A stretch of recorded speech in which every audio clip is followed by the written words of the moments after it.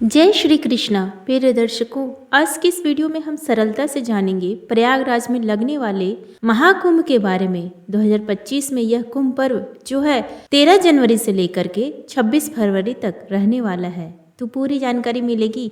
कौन सा स्नान कौन सी तारीख को है, तो प्रारंभ करते हैं। प्रयागराज में 2025 का महाकुंभ एक अद्भुत और पवित्र धार्मिक आयोजन है जो 13 जनवरी से लेकर 26 फरवरी तक आयोजित होने वाला है। इस महापर्व का महत्व शास्त्रों और धार्मिक ग्रंथों में विस्तार से वर्णित है। कुंभ स्नान का फल अश्वमेघ यज्ञ, वाजपेयी यज्ञ और धरती की लाख प्रदक्षिणाओं के पुण्य के बराबर बताया गया है। कहा जाता है कि कुंभ में स्नान करने से सभी पापों का नाश होता है और मोक्ष की प्राप्ति का मार्ग प्रशस्त होता है। श्रद्धालु इस अवसर पर संगम में डुबकी लगाकर अपने जीवन को पवित्र और शुद्ध बनाते हैं। यह अवसर न केवल धार्मिक बल्कि सांस्कृतिक और आध्यात्मिक दृष्टिकोण से भी अत्यधिक महत्वपूर्ण है। 2025 के मेले कुंभ मेले का शुभारंभ 13 जनवरी को पौष पूर्णिमा के स्नान से होगा।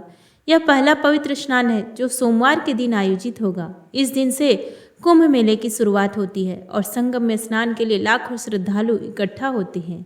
यह दिन विशेष रूप से शुभ माना जाता है क्योंकि पूर्णिमा के चंद्रमा की रोशनी में संगम में स्नान करने से भक्तों को अद्वितीय आध्यात्मिक ऊर्जा की अनुभूति होती है। इसके बाद मकर संक्रांति के दिन 14 जनवरी को दूसरा स्नान होगा। यह दिन सूर्य के मकर राशि में प्रवेश करने का प्रतीक है और इसे अत्यधिक शुभ माना जाता है। मकर संक्रांति का शाही स्नान कुंभ मेले के मुख्य आकर्षणों में से एक है।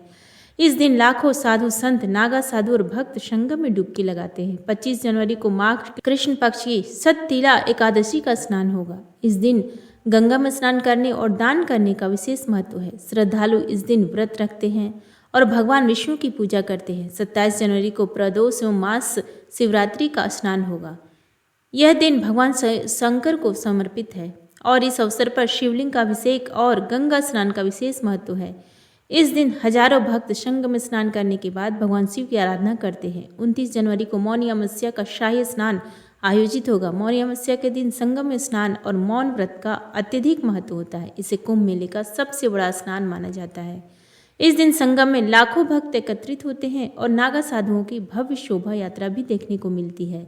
इसके बाद 2 फरवरी को वसंत पंचमी का शाही स्नान होगा। इस दिन विद्या और कला की देवी सरस्वती की पूजा की जाती है।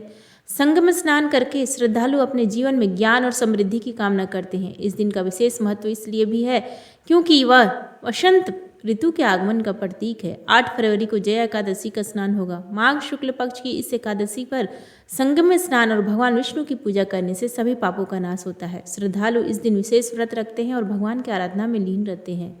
12 फरवरी को माघी पूर्णिमा का स्नान आयोजित होगा। यह कुंभ मेले का एक और प्रमुख स्नान है जिसमें लाखों भक्त संगम में स्नान करते हैं। इस दिन चंद्रमा पूर्ण होती है और इसका प्रकाश संगम के पवित्र जल को और अधिक दिव्य बना देता है। माघी पूर्णिमा के स्नान के बाद भक्त गंगा किनारे दान और पूजा करते हैं। कुंभ मेले का समापन 26 फरवरी को महाशिवरात्रि के स्नान के साथ होगा। इस दिन भगवान शिव की आराधना का विशेष महत्व है। भक्त गंगा में स्नान करके शिवलिंग का जलाभिषेक करते हैं और भगवान शिव से अपनी इच्छाओं की पूर्ति की कामना करते हैं। कुंभ मेले में स्नान का महत्व केवल पवित्रता तक सीमित नहीं है बल्कि यह आत्मा की शुद्धि और मोक्ष की प्राप्ति का भी मार्ग है। संगम में गंगा, यमुना और अदृश्य सरस्वती का संगम होता है जिसे त्रिवेणी संगम कहते हैं। यह स्थान अत्यंत पवित्र माना जाता है। कुंभ में स्नान करने से व्यक्ति के जीवन के सभी दुख, दोष और पाप नष्ट हो जाते हैं। शास्त्रों के अनुसार कुंभ में स्नान करने से अश्वमेघ यज्ञ, वाजपेयी यज्ञ और तीर्थ यात्रा का फल एक साथ मिलता है। यही कारण है कि लाखों श्रद्धालु, संत और साधु इस अवसर पर संगम की ओर आकर्षित होते हैं।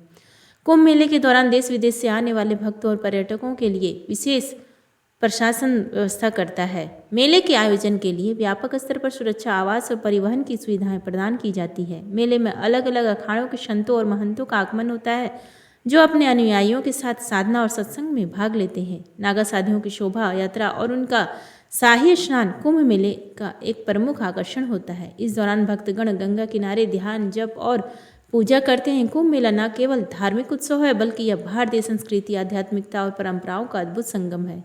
यहाँ आने वाले श्रद्धालु न केवल गंगा में स्नान करते हैं बल्कि धार्मिक प्रवचनों, कथाओं और भक्ति संगीत का भी आनंद लेते हैं। मेले में विभिन्न धार्मिक और सांस्कृतिक कार्यक्रमों का आयोजन होता है जो इसकी भव्यता को और अधिक बढ़ाते हैं। कुंभ मेले में भाग लेने वाले श्रद्धालुओं को कुछ बातों का विशेष ध्यान रखना चाहिए। सबसे पहले अपने आवास और यात्रा की योजना पहले से बना लेनी चाहिए, क्योंकि मेले में भारी भीड़ होती है। शाही स्नान की तिथियों के अनुसार अपनी यात्रा की योजना बनाएं और संगम में स्नान के बाद पूजा और दान अवश्य करें। प्रशासन द्वारा दी जाने वाली सुविधाओं और निर्देशों का पालन करें और अपनी सुरक्षा का विशेष ध्यान रखें। कुंभ मेले में भाग लेने न केवल एक धार्मिक अनुभव है, बल्कि यह जीवन को आध्यात्मिक ऊंचाई पर ले जाने का अवसर भी प्रदान करता है। 2025 का प्रयागराज कुंभ भारतीय संस्कृति और धार्मिकता का जीवंत प्रतीक है। इसमें भाग लेना हर श्रद्धालु के लिए जीवन का एक अविस्मरणीय अनुभव है। संगम में स्नान करने से आत्मा को शांति, पवित्रता और मोक्ष की अनुभूति होती है। इस महान पर्व में भाग लेकर व्यक्ति अपने जीवन को दिव्यता और सकारात्मकता से भर दे सकता है। उम्मीद है आपको आज का ये वीडियो पसंद है, तो प्लीज़ वीडियो को लाइक करें, शेयर करें और चैनल पर नए हैं तो सब्सक्राइब करें। कमेंट बॉक्स में जय श्री कृष्णा लिखना ना भूलें। धन्यवाद।